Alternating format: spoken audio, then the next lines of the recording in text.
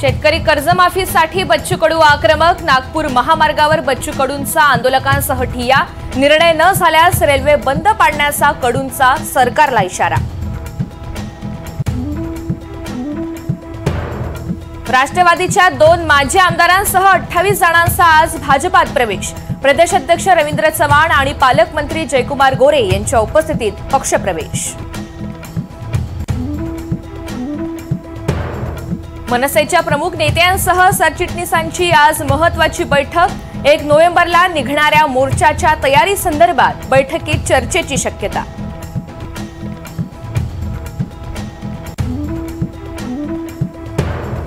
महिला डॉक्टर आत्महत्या प्रकरणी आरोपी प्रशांत बनकरच्या पोलीस कोठडीत वाढ।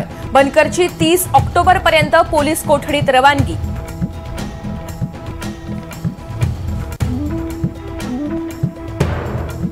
महाराष्ट्रातून 18 लाख टन सोयाबीन खरेदीला केंद्र सरकारची मंजुरी। 9,860 कोटी रुपयांच्या खर्चाला मान्यता।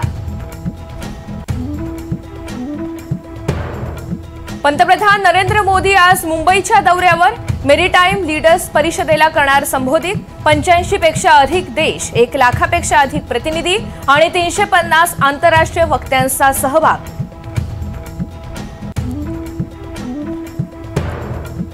बिहार विधानसभा निवडणुकीसाठी राहुल गांधी आणि तेजस्वी यादव यांची आज पहिली संयुक्त जाहीर सभा। मुझफ्फर येथील काँग्रेस उमेदवार उमेश कुमार राम यांच्यासाठी सभा। त्यानंतर दरभंगा इथे आरजेडी उमेदवारासाठी आयोजित सभा।